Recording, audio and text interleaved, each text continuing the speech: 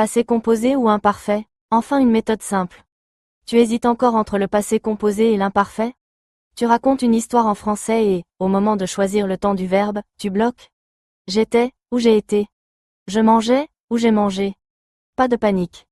Aujourd'hui, je vais te donner une méthode très simple, pour comprendre la différence. Et surtout, à la fin, je vais te donner une question, que tu peux te poser pour choisir plus facilement. Le passé composé, l'action qui arrive.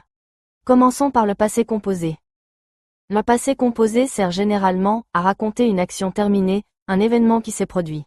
Imagine que tu racontes ta journée d'hier. Hier, j'ai regardé un film. L'action est terminée. Tu as commencé le film, tu l'as regardé et maintenant c'est fini. Autre exemple.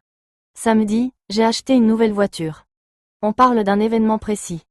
Tu peux presque mettre une petite croix sur la ligne du temps. Ça s'est passé, terminé. L'imparfait, le contexte.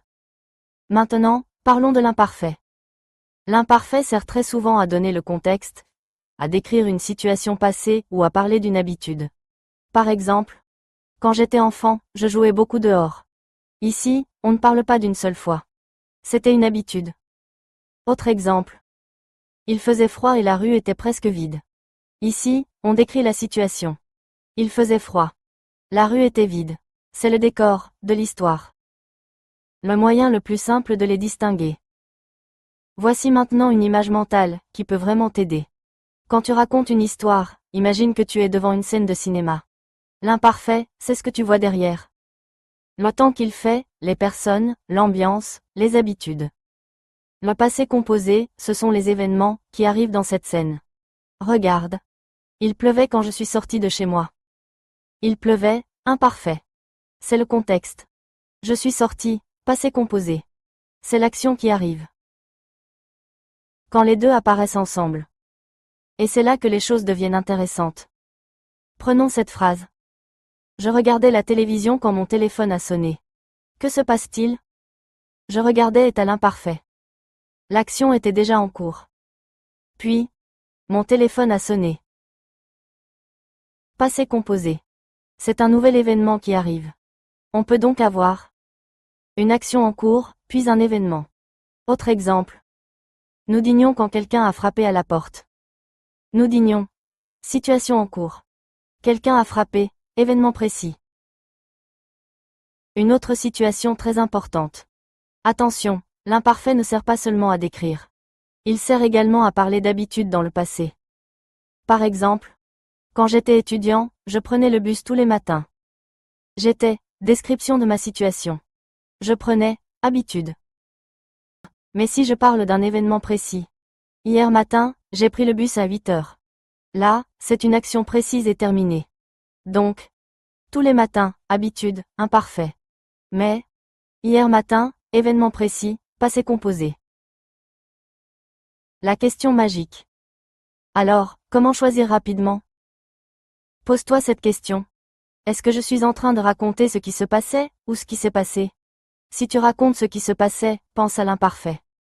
Si tu racontes ce qui s'est passé, pense au passé composé. Par exemple, je travaillais dans mon bureau, quand Pierre m'a appelé. Qu'est-ce qui se passait? Je travaillais. Imparfait. Qu'est-ce qui s'est passé? Pierre m'a appelé. Passé composé. Fais attention aux mots indicateurs. Certains mots peuvent également t'aider. Avec l'imparfait, tu rencontreras souvent. Tous les jours. Souvent. Habituellement. Chaque semaine. À cette époque. Par exemple, à cette époque, je vivais à Lyon. Avec le passé composé, on trouve souvent des expressions qui indiquent un événement précis. Hier. Soudain. Tout à coup. Ce matin. La semaine dernière. Par exemple, hier, j'ai rencontré Paul. Mais attention, ces mots ne décident pas automatiquement du temps. Le plus important reste le sens de la phrase. Résumons. Alors, retiens simplement ceci. Imparfait. Description. Habitude. Situation en cours. Contexte. Passé composé. Événement. Action terminée. Changement. Événement précis. Et quand tu racontes une histoire, les deux temps peuvent parfaitement fonctionner ensemble. Par exemple, il faisait nuit. Je rentrais chez moi quand j'ai entendu un bruit. Il faisait nuit, le décor. Je rentrais, l'action en cours. J'ai entendu l'événement. Voilà.